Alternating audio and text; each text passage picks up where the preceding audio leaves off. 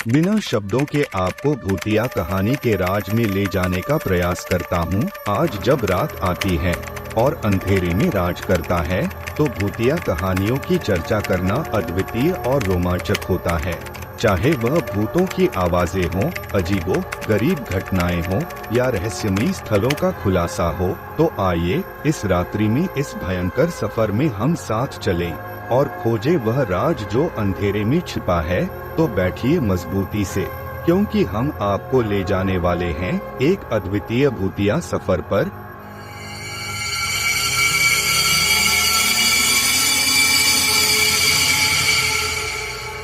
यह बात उन दिनों की है जब मैं कॉलेज में था। कॉलेज की ओर से हम सभी कैंप करने के लिए एक जंगल में गए थे। उन दिनों हल्की ठंड थी। हम सबने पूरी रात कैंप फायर के साथ डांस करने और गाने आदि का प्रोग्राम तय किया। मुझे और मेरे सभी साथियों को कैंप आग जलाने के लिए लकड़ियां लाने का काम सौंपा गया। हम सब साथ निकले थे, लेकिन मैं जंगल के प्राकृतिक सौंदर्य में भटकता हुआ अकेले ही बहुत दूर निकल गया था। अचानक आसमान बादलों से भर गया और भारी गर्जना के साथ बारिश होने लगी। बारिश तेज हो लगी तो मैंने पेड़ के नीचे खड़ा रहना सही नहीं समझा और आसपास किसी घर की तलाश करने लगा। तभी कुछ दूर लाल ईंटों से बना एक शानदार घर दिखाई दिया। घर बारिश से पूरी धुल चुका था। ऐसा लग रहा था जैसे उस घर में ढेर सारे लोग रहते हैं। मैं तेजी से भागता हुआ उस बिल्डिंग में घुस गया और सामने से आती हुई एक खूबसूरत नर्स से टकराते टकराते बचा। नर्स ने मुझे घूर कर देखते हुए कहा, बहुत ज्यादा भीग गए हो, सर्दी लग जाएगी। उधर बाईं तरफ एक स्टोर रूम है, वहाँ जो भी मिले उससे कहना सिस्टर जूलिया ने सूखे और साफ कपड़े मुझे देने को कहा है, वह तुम्हें कपड़े दे देगा। मैं हक्का बक्का मुंह फाड़े सिस्टर जूलिया को देखता रहा। मुझे समझ नहीं आया कि मैं क्या करूं। मेरी स्थिति देखकर सिस्टर जूलिया खिलाकर हंस पड़ी और बोली, पहले तो तुम अपना मुंह बंद करो वरना मुंह में मच्छर घुस जाएंगे, और अब जाकर जैसा कहा है वैसा करो। मैंने हल्के से हाँ में सर हिला। सिस्टर जूलिया की बताई दिशा में जाने को मुड़ गया। अभी कुछ 10 कदम ही चला था कि किसी ने मेरे कंधे पर किसी ने हाथ रखा। मैं चौंक कर पीछे मुड़ा और मेरे सामने आर्मी की वर्दी में मुस्कुराता हुआ एक युवक खड़ा था। मेरा आश्चर्यचकित चेहरा देखकर उस युवक को हंसी आ गई। उसने दृढ़ स्वर में धीमे से कहा, मैं कैप्टन विनोद, यह हमारे देश की आर्मी का हॉस्पिटल है। कैप्टन विनोद की बातें सुनकर मैं आश्वस्त हो गया। मैं धीरे धीरे सामान्य हो गया। मैंने कैप्टन विनोद को सिस्टर जूलिया की कही बातें बताई। मेरी बात सुनकर कैप्टन विनोद के चेहरे पर रहस्यमयी मुस्कान आ गई। कैप्टन विनोद बोले, तुम सिस्टर जूलिया से भी मिल चुके? जी, क्या मतलब है आपका? कुछ नहीं, चलो मैं तुम्हें सूखे कपड़े देता हूँ, तुम कपड़े चेंज कर लो, नहीं तो सच में सर्दी लग जाएगी। मैं कैप्टन विनोद के पीछे एक बड़े से कमरे में पहुँच गया। कमरे के चारों ओर हरे रंग के पर्दे लगे हुए थे। एक तरफ बड़ा सा बेड पड़ा हुआ था। बेड के सामने एक सोफा था। बीच में एक टेबल था जिस पर 2 ग्लास, एक बड़ी बोतल ब्रांडी की और 1-2 पत्रिकाएं पड़ी हुई थी। कमरे के एक कोने में बड़ी सी अलमारी थी जिसमें से कैप्टन विनोद ने मेरे लिए आसमानी रंग का कुर्ता पायजामा निकालकर मुझे दिया और कमरे से लगे बाथरूम की तरफ इशारा किया। मैं बाथरूम से कपड़े बदलकर जैसे ही निकलने लगा, मेरी नजर बाथरूम की एक दीवार पर पड़ी। वहाँ खून के छींटों से भरी हुई थी। यह देखकर मैं घबरा गया और जल्दी से बाहर निकलने को मुड़ा ही था कि बाथरूम में लगे आईने में खुद को ही देखकर डर गया, क्योंकि आईने में मेरा पूरा शरीर तो नजर आ रहा था, लेकिन मेरे शरीर पर से मेरा सर गायब था। अब मुझे डर लगने लगा और मैं हड़बड़ाकर बाथरूम से निकल गया। मुझे इस तरह बाहर निकलते हुए देखकर कैप्टन विनोद ने हंसकर पूछा, क्या हुआ? अरे हाँ, तुमने तो अभी तक मुझे अपना नाम ही नहीं बताया। मैं वहाँ से निकलने लगा। तभी कैप्टन विनोद बोले, कहाँ जाओगे? बाहर बहुत तेज बारिश हो रही है, लेकिन अचानक तुम जाना क्यों चाह रहे हो, यह मैं समझ नहीं पा रहा। मैंने कैप्टन विनोद से कहा, आपकी बाथरूम की पूरी दीवार खून के छींटों से भरी हुई है और बाथरूम में लगा आईना भी कुछ अजीब है। उसमें मुझे मेरा पूरा शरीर तो दिखाई दिया, लेकिन मेरा सिर ही गायब था। अब मैं यहाँ बिल्कुल भी नहीं रुकूंगा, बारिश में ही भीगता हुआ ही अपने कैंप तक जाऊंगा।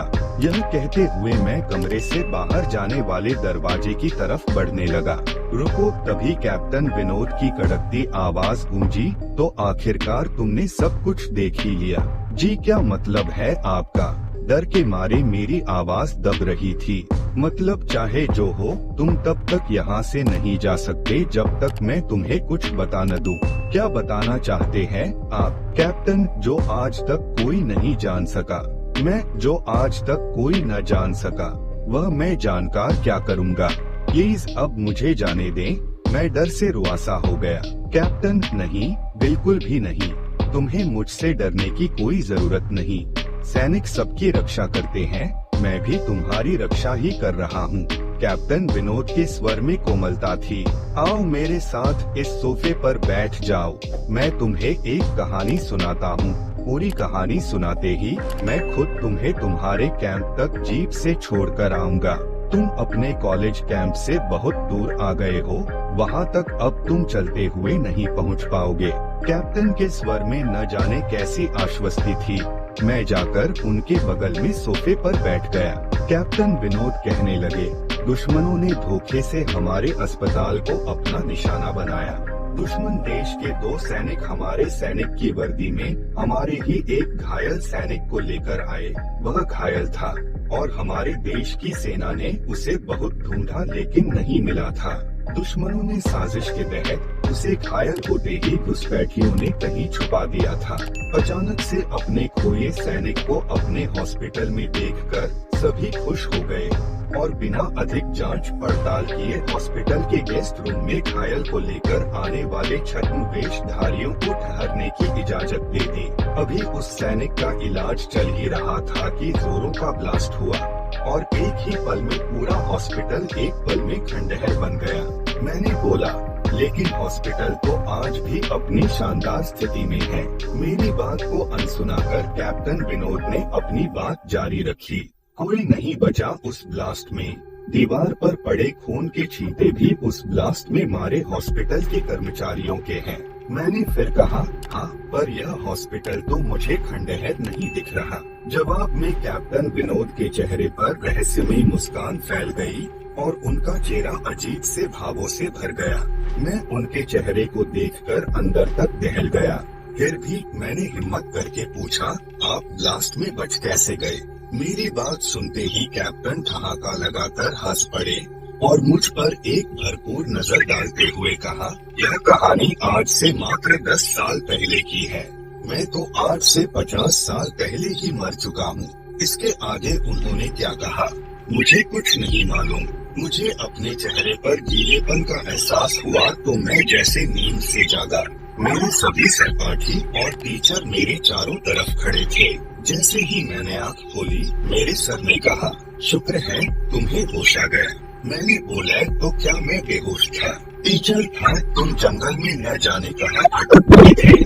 जब सभी वापस लौट आए और तुम नहीं आए तो हम सभी मिलकर तुम्हें ढूंढने निकल गए। बहुत दूर जाने के बाद हमें एक जीप आती दिखाई दी जिसमें एक आर्मी अफसर तुम्हें पीछे की सीट पर सुलाए हुए हमारे कैंप को ढूंढते हुए आ रहे थे। उन्होंने हम सबको भी अपनी जीप पर बिठाया और कैंप तक छोड़कर वापस गए। हमने उन्हें रोकने की बहुत कोशिश की, लेकिन वे यह कहते हुए चले गए कि अभी नहीं रुक सकता, एक जरूरी काम है। जब हमने उनको तुम्हारे बेहोश होने और उन तक तुम्हारे पहुंचने के बारे में पूछा तो बोले, सोमेश की सारी बात बताएगा और जो भी बताएगा वह एक अक्सर सच होगा। सब उत्सुकता से मेरी ओर देखने लगे। मैंने धीमे स्वर में पूछा, क्या उनका नाम कैप्टन विनोद था?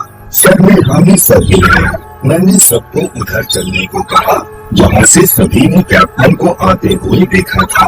पहले तो सर जाने को तैयार नहीं हुए, लेकिन मेरे बहुत कहने पर वे मान गए। सुबह होते ही हम उधर गए। मैं उस जगह पर पहुंचकर आश्चर्यचकित हो गया, क्योंकि वहाँ एक अधजला खंडहर था।